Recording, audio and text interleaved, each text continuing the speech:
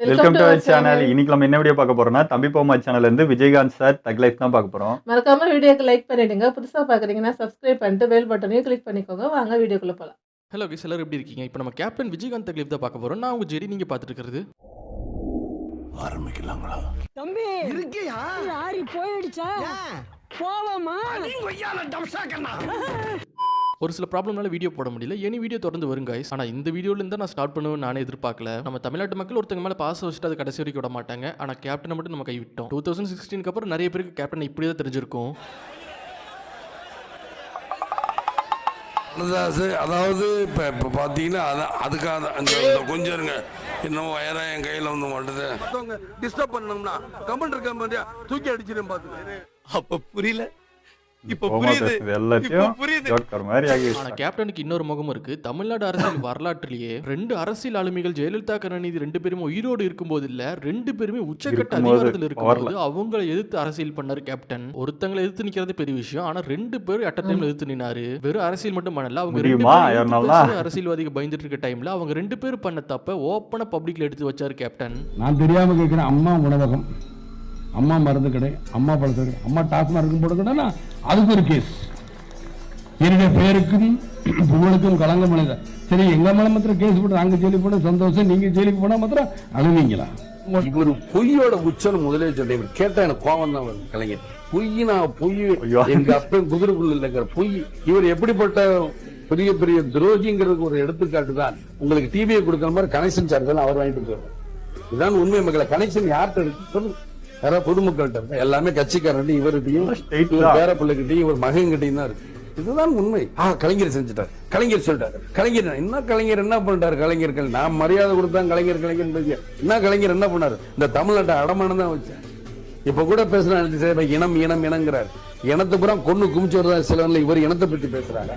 எதுவுமே இல்லாத இந்த ஆட்சி என்னையா வெக்கக்கேடான ஒரு ஆட்சி. நீங்க இதை போட்டுக்கிட்டு அந்த மக்கள் தான், மக்கள் என்னமோன்னு பண்ணி அந்த மக்கள் இந்த ரெண்டு கட்சிகள் திமுக காங்கிரஸ் சரியான பாடம் போட்டு. கலைஞருக்கு எதிரி யாரு? ஜெயலலிதாவுக்கு எதிரி யாரு? கலைஞர். ரெண்டு பேருக்கு எதிரி யாரு? விஜயகாந்த். உண்மையை பட்டு பட்டு உடைச்சா எல்லாரும் தான் வரும், ஆனா ஏத்துக்க மாட்டாங்க. கேப்டன் ரொம்ப தீவிரமான தமிழ் பற்றாளர் நம்ம எல்லாத்துக்குமே தெரியும். எந்த அளவுக்குன்னா தலைவரோட பேரே அவரோட 100வது படத்துக்கு கேப்டன் பிரபாகரன் வச்சிருப்பாரு. அது மட்டும் இல்லாம அவரோட முதல் பையனுக்கு பிரபாகரனே பேரை வச்சிருப்பாரு. இது எல்லாத்துக்குமே தெரிஞ்சிருக்கும். அவருக்கு எந்த அளவுக்கு தமிழ் பற்று இருந்ததுன்னா, இன்னொரு எக்ஸாம்பிள் பார்க்கணும்னா, யாராச்சும் பேருக்கு எங்களுக்கு தமிழ் பற்று இருக்குன்னு சொல்லி தமிழை வச்சு பாலிடிக்ஸ் பண்ணா அவங்க எவ்வளவு பெரிய அதிகாரத்துல இருந்தாலும் அதை பார்க்காம அவங்களை எதிர்த்திருக்காரு. இவர் எப்படி எப்படி எல்லாம் ஏமாத்துவார்னா, எனக்கு தமிழ்னா உயிர் பாரு. சரி, அதுக்கு என்ன பண்ற? தமிழ் பேரு வையா அப்படி பாரு.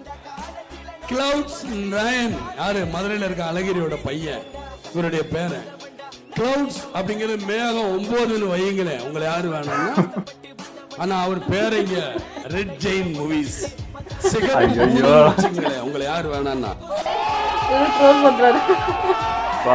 பயங்கரமா கலாய்க்கிறாரு. சிகப்பு பூதன் வச்சுக்கங்களேன். உங்களை யாரு வேணாம்னா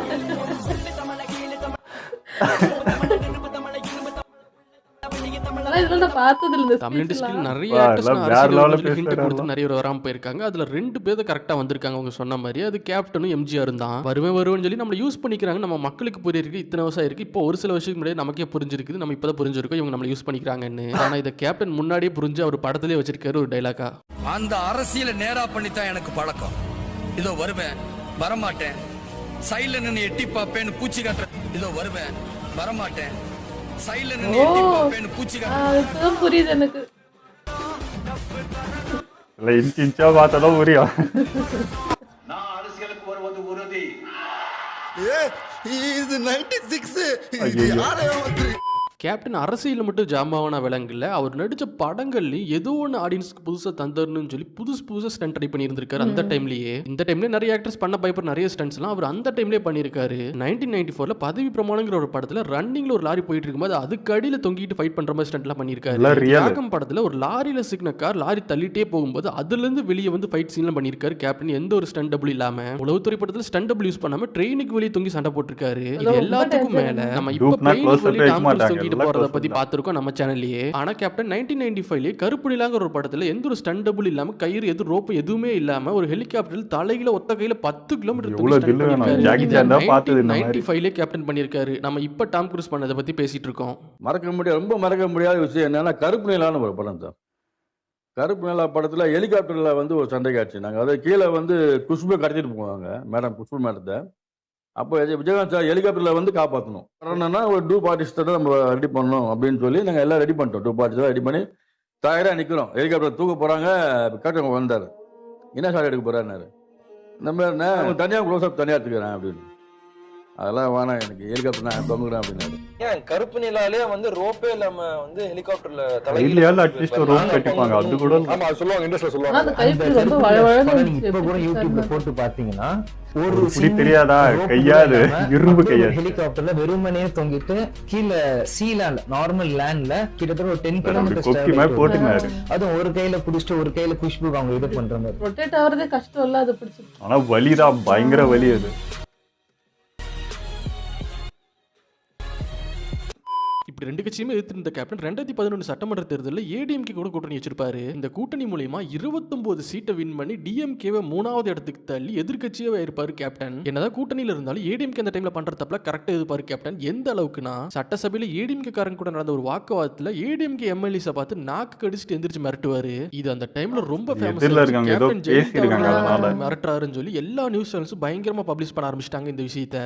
அம்மாவை பார்த்து நாக்கு கடிச்சிட்டாருன்னு அப்படியே மாத்திட்டாங்க. இந்த சம்பவம் நடந்தது, இந்த சம்பவத்தை பல வாரத்துக்கு வச்சு ஓட்டிட்டு இருந்தாங்க எல்லா நியூஸ் சேனல்ஸும். எந்த அளவுக்குனா இந்த சம்பவத்துக்காக கேப்டன் மன்னிப்பு கேட்டாகணுங்கிற அளவுக்கு எல்லாம் பேச ஆரம்பிச்சிட்டாங்க இந்த நியூஸ் சேனல்ஸ் பண்ண வேலையில. எல்லாரும் கேப்டன் மன்னிப்பு கேட்டு வரன்னு பார்த்துட்டு இருக்க. இந்த சம்பவத்துக்கு அப்புறம் கேப்டன் ஒரு எங்க இருக்கு அம்மா எங்க இருக்காங்க, அவர் அங்க பார்த்து பேசுறாரு. ஏங்க சட்டசபையில அந்த அம்மா பார்த்தாங்க எல்லாரும் அந்த அம்மா எல்லாரும் எழுந்து கத்திருப்பாங்க, பேச விட்டுருக்காங்க. அவர் கூட்டணியிலே இருந்து ஜெயிச்ச விஜயகாந்த் அம்மாவை பார்த்து நாக்கு துருக்கு அப்படின்னு அது பெரிய பேசப்பட்டது நாட்டுல. அதெல்லாம் அந்த சிங்கம், மதுரை சிங்கம் பயந்து யாருக்கும் பயந்து. அவர் எங்க பார்த்து யாரையோ சொல்லிட்டு இருக்காரு. அது யாரு பேசுறாங்களோ அவங்களுக்கு அவ்வளவு. அம்மா இங்க உட்காந்துறாங்க. கைய காட்டா நாக்க துருத்தக்கூடாது. சட்ட புஸ்தகத்துல கைய காட்ட கூட நாக்க துருத்தக்கூடாதுன்னு தெரியுமா? எதற்கு இதெல்லாம் பேசிக்கிட்டு இருக்காங்க? சரி எப்படி ரொம்ப திமிரா வச்சு இதுல இருக்காங்க பேசுனாங்களா, அது மட்டும் ஏன் போகல? இப்படி நீ கூட அப்ப இப்படிதான் நிக்கணும், இப்படி எப்படிதான் நிக்கணும்? எதையும் சட்டம் நான் அப்ப இப்படியே நின்றுக்கிட்டு எந்திரிக்குமா? வணக்கங்க, இனிமே சொல்லுங்க இல்லைங்க ரைட்ல. நீங்க கரண்ட் கட் பண்ணது தப்புங்க அப்படிங்களாங்க, அப்படின்னு இப்படிலாம் பேசணுமாங்க? அது எனக்கு சொல்லி கொடுத்து ரொம்ப சொன்னீங்கன்னா காலில் விடுவேன். எது உண்மைங்க. அதே மக்களுக்கு என்ன தேவை சொல்லுங்க, நான் மட்டுக்கு அதை விட்டு இந்த அடிச்சு விடுவேன் ஜெயில. அதுக்கெல்லாம் வேற வேற வேற அவர்கிட்ட போய் அதிகாரத்தை காமிச்சா பயப்படுவாரு. சிரிப்பா இருக்கு. இப்படி ஒரு மனுஷன் திரும்ப தமிழ்நாட்டுக்கு கிடைப்பாரான்னு தெரியல. அவர் வாழ்ந்த டைம்ல நம்மளும் வாழ்ந்திருக்கோம்னு நினைச்சு சந்தோஷப்பட்டுக்க வேண்டியதுதான். அன்னைக்கும் சரி இன்னைக்கும் சரி ஒரு பெரிய ஹீரோ. அன்பானவர், பண்பானவர், ஒரு நல்ல கலைஞன். அள்ளி கொடுத்தவர் புரட்சி தலைவர் எம்ஜிஆர். அதை எங்களுக்கெல்லாம் சொல்லி கொடுத்தவர் புரட்சி கலைஞர் விஜயகாந்த். நிறைய பேருக்கு லைஃப் கொடுத்திருக்காரு. அது பிடிக்காதவங்களுக்கும் பிடிக்கும். உங்க மாதிரி நல்லவங்க யாரும் இல்லைங்க. இன்றைக்கும் என்றைக்கும் நீ எங்கள் நெஞ்சத்தில். வீடியோ வேற லெவலுங்க, ரொம்ப பிடிச்சிருந்தது. நான் வந்து விஜயகாந்த் சார்னா ரொம்ப பாரமாயிடும், திரும்ப பார்த்து கஷ்டம் தான் பட போறோம்னு நினைச்சேன். ஆனா சிரிச்சிட்டோம். ஏன்னா அவர் பேசினது அதெல்லாம் ரொம்ப பிடிச்சிருந்துச்சு. அது ரசிச்சு சிரிச்சோம் நாங்க. அதுக்கு தம்பி போமாவுக்கு ரொம்ப தேங்க்ஸ். ஏன்னா மிச்ச வீடியோலாம் பாக்குறப்போ ஒரு மாதிரி பாரமாயிடுச்சு. இவரோட எடிட்ல அந்த இதுல பாக்குறப்போ ரொம்ப பிடிச்சிருந்துச்சு. சிரிக்க வச்சிட்டாரு. அவர் பார்த்து வருத்தப்பட்டு இருந்த டைமுக்கு ஒரு மாதிரி வேற மாதிரி காட்டினாருன்றது ஒரு மனசுக்கு ஒரு நிம்மதியா இருந்தது. ஆமா, சிலர் வந்து சீரியஸா நல்லா கோவப்பட்டு பேசுற ஒரு விஷயம் பார்த்துருப்போம். இது ரொம்ப ஃபன்னா இருந்தது. எனக்கு வந்து படத்துல பாக்குறதுக்கும் ரியலா பாக்குறதுக்கும் அப்படிதான் இருக்கு. படத்துல அவர் இந்த மாதிரி பேசுறது ரொம்ப சிரிப்பா இருக்கும். அந்த ஸ்லாங்கு அது ரொம்ப பிடிக்குமா? நேர்லயுமே அப்படியே தான் இருக்காரு. அது நல்லா இருந்துச்சு. அது என்ன சொல்றது, அவர்கிட்ட இருந்து கத்துக்கணும் பேசுறதுக்குலாம். வேற லெவலும் பண்ற இவங்க எல்லாம் பண்றது என்ன ட்ரோலு அதெல்லாம் அவர் பண்றாரு பாருங்க. அதுதான் மாசா இருந்துச்சுங்க, ரொம்ப பிடிச்சிருந்துச்சு. அந்த ஸ்டண்ட்லாம் கூட நான் அது கேள்விப்படுறப்ப ஷாக்கு தான். ஜாக்கி சான் மட்டும்தான் இந்த மாதிரி பண்ணிட்டு இருக்காரு இது வரைக்கும். நம்ம இதெல்லாம் யாருமே பண்ண போறான்னு நினைச்சிட்டு இருந்தா பண்ணிருக்காங்க. நமக்கு தான் தெரியல இதெல்லாம். அதெல்லாம் ரியலா பண்ணிருக்காங்க. இப்போ பார்த்தாலே தெரியும் எல்லா ஸ்டண்ட்ல இந்த கார்ல எல்லாத்துலயுமே டூப்னா கேமரா கிட்டே போகாது, எல்லாம் தொலைவில் தான் இருக்கு. யாருக்கு தெரிஞ்சிருக்கணும் இவருக்கு எல்லாம் க்ளோஸ் அப் ஷாட் தான் வச்சுக்கிறாங்க. அதுலயே தெரியுது எல்லாம் இவர் தான் பண்ணிட்டு இருக்காருன்ட்டு.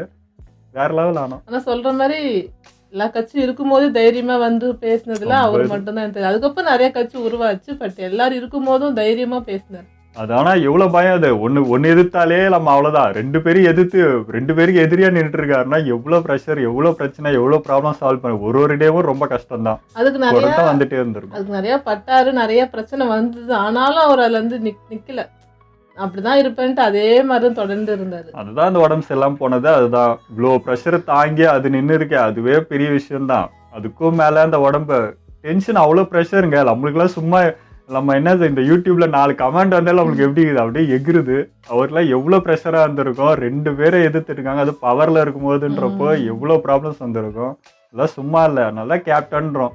அவருக்கு வேற பேர் என்ன வைக்கிறதுன்னு தெரியல. இவ்வளோ பெரிய சமாளிச்சிருக்காருன்னா அது கேப்டன் தானே. எந்த ப்ராப்ளம் வந்தாலும் நிக்கிறாருல மனுஷன். அந்த மாதிரி அந்த சட்டசபையில அவர் நாக்கத்தூர்னா அம்மாவை பார்த்து பண்ணிட்டாங்க. அம்மா பார்த்து இப்போ கூட இதுல சொல்றது கூட அம்மாவை பார்த்து பண்ணாரு தில்லு. அவர் அம்மாவை பார்த்துலாம் பண்ணவே இல்லை. அவர் பண்ணது அங்க யாரோ ஒருத்தர் வந்து விஜயகாந்த் சார் ஃபேமிலி ஏதோ இழுத்து பேசினதுக்கு நான் பதிலுக்கு திட்டினேன், அவ்வளோதான். நான் அம்மா பார்த்துலாம் அப்படிலாம் நான் பேசிடுவேனா அப்படின்னு சொல்லிட்டு தான் பேசியிருக்காரு. அவரு அம்மா பார்த்துலாம் அந்த மாதிரி பண்ணல. அங்கே பக்கத்தில் இருந்த ஒருத்தர் வம்பு இழுத்துருக்காரு, அதுக்கு ரிப்ளை கொடுத்தாரு, அவ்வளோதான். உடனே வந்து அப்படியே இது பார்த்துட்டு வேற மாதிரி காட்டுறாங்க. அப்படி கிடையாது. ஏங்க பேசும்போது கோவத்துல ஒவ்வொருத்தருக்கும் ஒன்று வரும்ல, அவ்வளோதானே. அது எந்த அளவுக்கு சீரியஸாக கொண்டு போய் ஒன்று பேசியிருக்காங்கன்னா. ஆனால் சட்டசபையில் நீங்கள் பார்த்தீங்கன்னா யாருமே விஜயகாந்த் சார் மேலாம் பேச மாட்டோம். ஓப்பனாக அப்படியே உடச்சுலாம் பேசவே மாட்டாங்க. எல்லாம் கொஞ்சம் மூடி கொஞ்சம் இதுவாக அப்படி மேலோட்டமாக தான் பேசுவாங்க. இவரெல்லாம் பட்டுன்னு போட்டு வச்சிடறாரா, அது ஆப்போனேட்டுக்கு கவர் தான் சரி, யார் எதுல இருந்தாலும் சரி. இதுவா எல்லாத்தையும் போட்டு அடிக்கும் ஐயோ அப்படின்ற மாதிரி தான் இருக்கும். பதறம், அது மாதிரி பதற வச்சிடறாரு. அதுதான் இதோட எஃபெக்ட் அது.